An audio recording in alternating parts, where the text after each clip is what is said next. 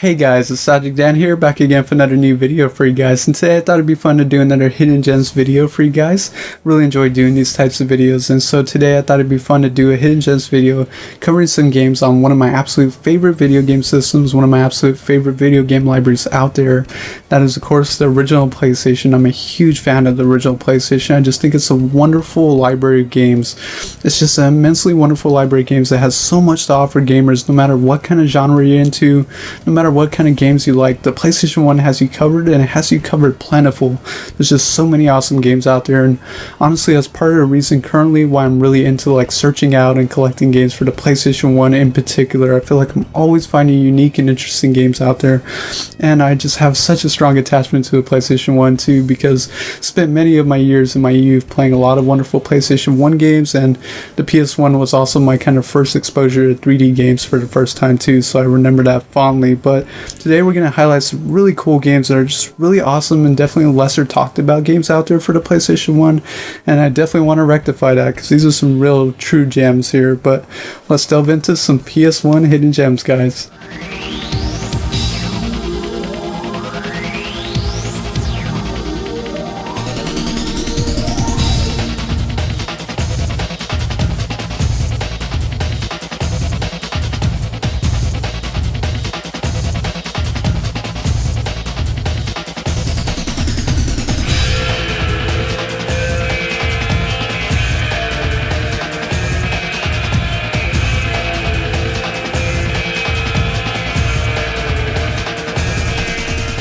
Here's an interesting game I wanted to talk about for a while now that's pretty unique. This is Trap Gunner. Trap Gunner is a competitive 1v1 trap battle strategy shooting game. I don't know, this game is really hard to pin down with just one specific genre. It just has so much going on. This is one of those games that definitely has a learning curve for sure, but once you get into it and really learn it, it's an insanely fun game. You have different modes like a traditional story mode, CPU verse, and 2-player verse. You start off by selecting for 6 main characters, all with their own unique trap setups and guns. You can choose from many different battle arenas, and from there you battle it out. Also worth noting, the character and stage select music is super catchy. Sounds like something that would be right at home in Persona 3 or something.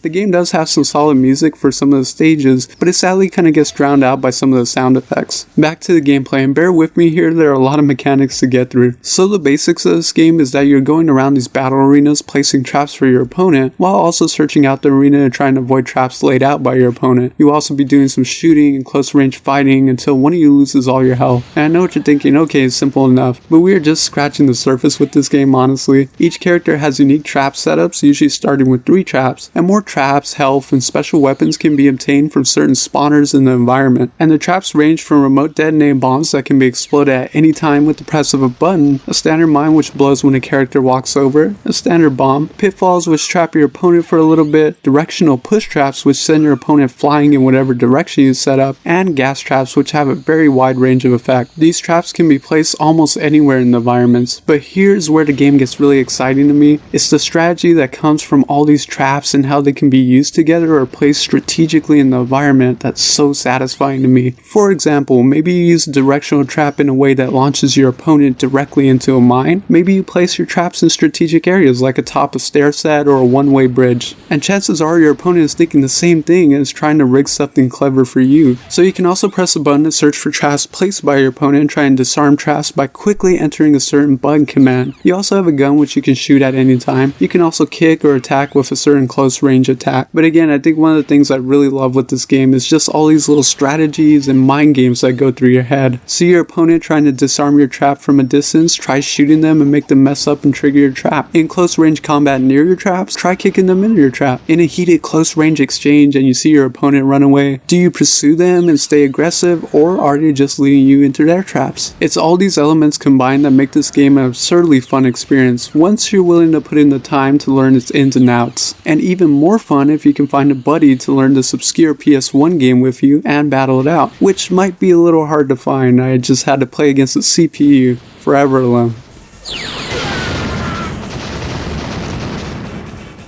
You win.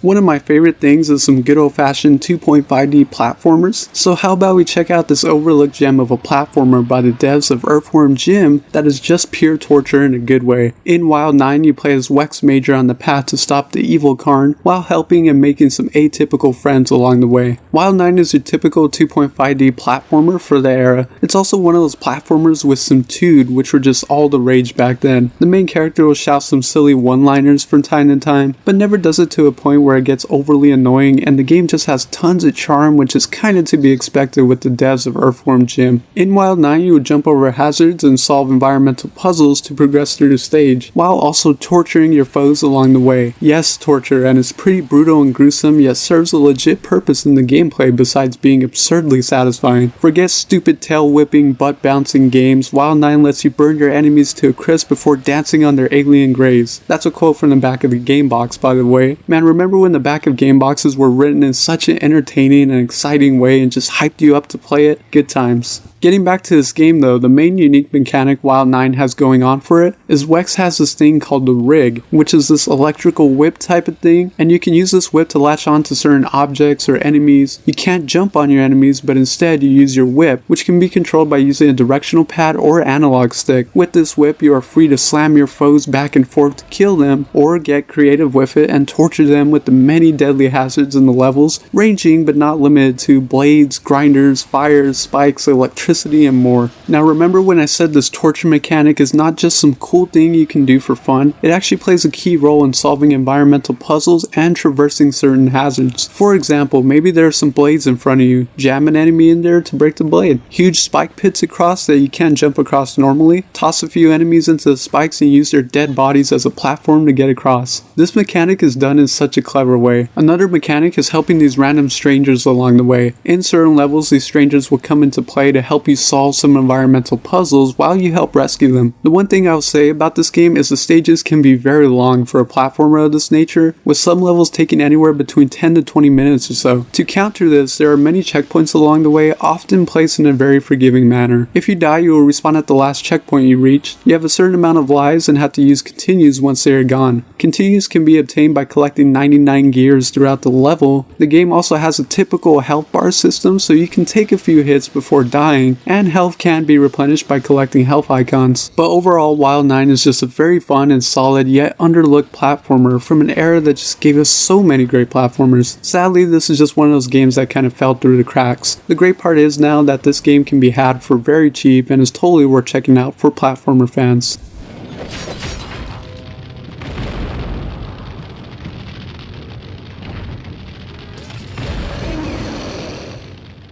Lastly, let's check out an awesome and very interesting on-rail shooter that is the PS1's obscure sort of answer to Star Fox, Panzer, Dragoon, and other iconic shooters of the time. This is Vanark or Astro Trooper Vanark. Vanark is a shooter which shares some obvious similarities to other popular shooters of the time. One thing I need to get out of the way with Vanark is that it's one of those games that tried a bit too hard to have an overly compelling story. There is a lot of plot for a game of this nature, and if you think this is just a shooter, well, surprise, Vanark turns into a whole other type of game in between stages. In between stages, you can explore your headquarters. The game showcases some cool pre-rendered visuals in this segment, which I'm honestly just a sucker for, and even has tank control movement of your character. This part of the game is very much a product of its time, to say the least. In the headquarters, you can explore various locations, and after each stage, you often need to talk to certain people to progress the story and move on to the next stage. Thankfully, the game usually tells you where you need to go and who you need to talk to. That way you don't wander around aimlessly, and if you just really despise some dialogue in your shooter, a lot of it is skippable. You can also enter a flight simulator to practice your skills or maybe try out some different weapons. I do commend the devs for trying to be ambitious with a genre that is very seldom ambitious with its story, but it does really come off as them trying really hard to extend the gameplay. Even though I could certainly live without this downtime in between stages, I actually don't mind it much either. It's kind of annoying because the gameplay is so awesome and intense in the shooter segments that you just want to get back into it with the next stage. But because this game is immensely ridiculously challenging and intense in the later stages, these story parts act as a kind of breather for you in between the action, and these story segments usually aren't absurdly long either. Getting back to the core of Van Ark though, before entering each stage you can choose your center weapon as well as your side weapon and a wingman. From there you will go through various stages, shooting down tons of enemies and fighting a boss at the end of each stage. Even though you can choose different weapons, it ultimately boils down to having your normal straight type of shot and some form of a homing shot. There's also a lock-on mechanic which allows you to target multiple enemies or multiple areas on bigger enemies to hit them with your homing shots. You also have a boost and brake to either speed up or drastically slow down when the time is right. The one thing that has always impressed me with Van Ark though is its visuals. Even though some of the environments for stages can look rather standard, some of the enemies and bosses look very cool with tons of nice animation. Also, it's the little detail in these stages like lightning going off in the background, or this pretty cool rippling water effect, or something subtle like the changing of the sky color from light to dark implying a sense of time that really adds something to what would feel like rather basic stages without all these extra details. And it's the sheer amount of stuff on screen at times. There are times where there are just tons of bullets, enemies, or environmental hazards on screen, and this results in some rather intense action and frantic dodging. Van Ark is not an easy game by any means though. There are multiple difficulty options to choose from, but really even on lower difficulties this game can be unrelenting at times. So you better be quick on that analog stick and with your reflexes to see this game all the way through. But man, is this game so satisfying. Getting through a stage in Van Ark, you really feel like you accomplished something. Overall, I really feel Van Ark is actually a pretty impressive technical showcase for the PS1. Even though it might lack some of the strong charm of the games it's clearly taking inspiration from, it really stands on its own as a frantic and challenging shooter experience. Van Ark is worth checking out for the die-hard of shooter fans who also have a little bit of patience.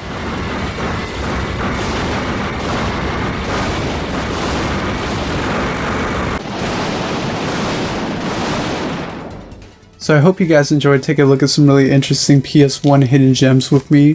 Definitely some really cool games here that are definitely lesser talked about for the PlayStation 1. And next time you're out there looking for some PlayStation 1 games, hunting some PS1, maybe keep an eye out for some of these games. There are some pretty cool games. But honestly, I want to thank you guys as always for joining me for another hidden gems video. And until next time, I want to thank you guys as always for watching. Please take it easy, guys. Bye, guys.